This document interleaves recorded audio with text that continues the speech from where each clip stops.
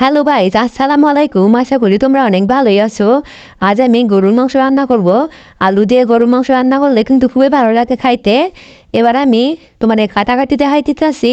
এখানে আমি বেশ কিছুটা আলু নিয়ে নিছি এবং এখানে এবার আধা কেজিরও বেশি আমি গরুর মাংস নিয়ে নিছি।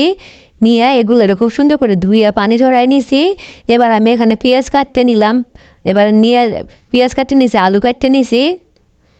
এবার আমি যত প্রকার গরম মশলা আছে দিয়ে, শুকনো মরিচ দিয়ে, জিরা দিয়ে সুন্দর করে বাটতে নিতেছি। এখানে কিন্তু জয়ফল জয়ত্রী আছে। সমস্ত মশলা বাটা হয়ে গেলে এবং পেঁয়াজ সহ সমস্ত কিছু দিয়ে আমি খুব সুন্দর করে মাখকে ঝুঁকে নিমু। এবার আমি এর মধ্যে দিয়ে দিলাম 1 চামচ পরিমাণ আদা বাটা, 1 চামচ পরিমাণ রসুন বাটা, দিয়ে দিলাম সয়া সস এবং দিয়ে দেবো এখানে আমি টমেটো সস, দিয়ে দেবো শুকনো মরিচের গুঁড়া 1 চামচ পরিমাণ, ধনিয়ার গুঁড়া দিয়ে দিলাম 1/2 চামচ পরিমাণ, হলুদের গুঁড়া দিয়ে দিলাম 1 চামচ পরিমাণ, লবণ দিয়ে দিলাম স্বাদ মতো। জিরা তো আমি আগে বাটতে নিছি, এই জন্য জিরা দেওয়ার কোনো প্রয়োজন নাই। এবার খুব ভালোভাবে এগুলোকে মাখকে চুপকে রাখতে দিব 10-15 মিনিটের মতো।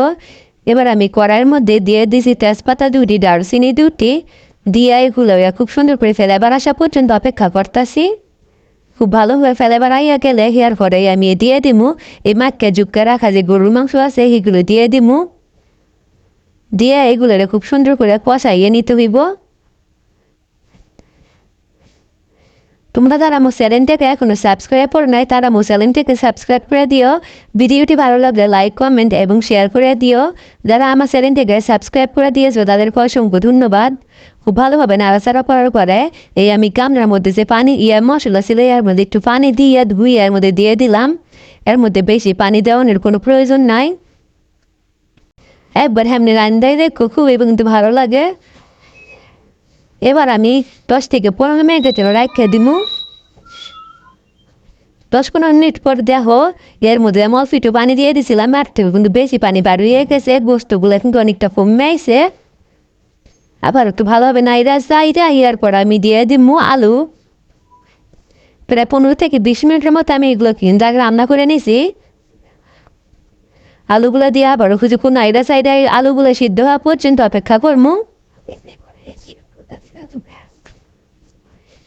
এবার ঢাকনা দিয়ে রাখতে দিব আলুগুলো সিদ্ধ হওয়া পর্যন্ত। প্রায় 10 মিনিট পরে আবারও ফিরে এলাম। খুব ভালোভাবে নাইরা চাই এর পরে আমি এর মধ্যে দিয়ে দিব পানি।